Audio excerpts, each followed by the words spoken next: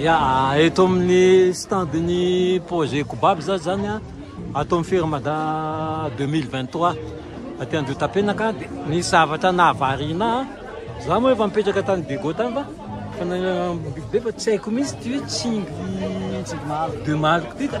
mazava ny zandry lahy hoe aiza marina misy an'io tsinginy maloko io. Tsingy maloko ty zany any amin'ny faritra région Diana amin'ny district Nambelobe any tatrika le lientiny misy izy zany miala route 26 dia miankandrefana manavarotra 15 km tonga azy. Ka ny lalany makany Dego sa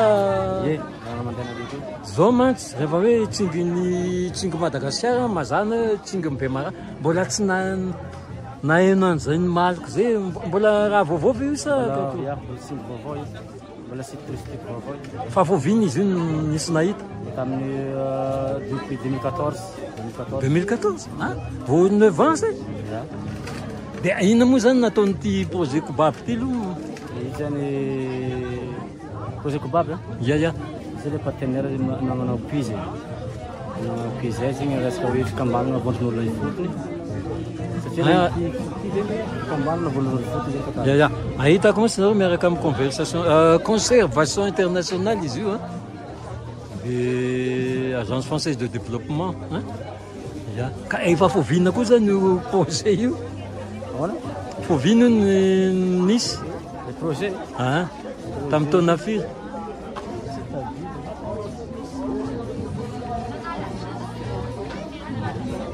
mbola tsara madame foviana moa le projet ty nisy ty projet Kobaby 1998 dia izy ty projet miaraka amin'ny ministèren'ny environnement fa décentralisé zany any Diana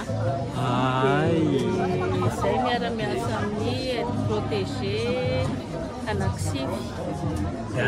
bon mazava moa ny tanjona zany fa hoe fiarovana ny tontolo iainana ka inona moa tontolo iainana fa ty projet ty zany amin'ny hoe sady manao conservation no manao développement dia miezaka zany zay hoe manampy financer andreo manampy arabolandreo le gestionnaire ny aire protégé reo hanatsarana ny velotenan'le olona anankiray sy ampiananan'le pression misy ao anatin'ny faritra rovana. Ya, sotanao satria za efa ela ihany mpanao gazety zay vao naheno an'ity projet Kobaby ty dia vao nandray anjara tamin'ity fiainana ary efa nisan'izy ty zany efa tsapanareo anatin'izay 10 taona zay mba miova le habituden'le olona sa karakory miova ihany ka miova izy zao efa miezaka hoe tsy mamonomono misy efa resy lahatra mihitsy le olona hoe tsy manimba ala zany satria miatetra amin'iny le ala izy zany ny fivelomany zareo ohatrany hoe misy toerana sasany efa tsy miena ny faritra volena noho ny fitosahan'ny atsanga sy ny fotoandrikan'ny fotany ohatra misy faritra sasany efa very ny tanimbary satria hoan'ny rano ny berge ohatra dia nefa n'izay rehetra zay avy amin'ny fampitehany ala aty ala dia miezaka zany izy zareo manatsara an'izay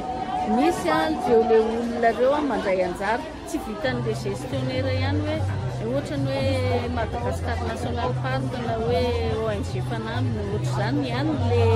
fiarovana le faritra rovana fa misy fandraisana anjara be be an'le olona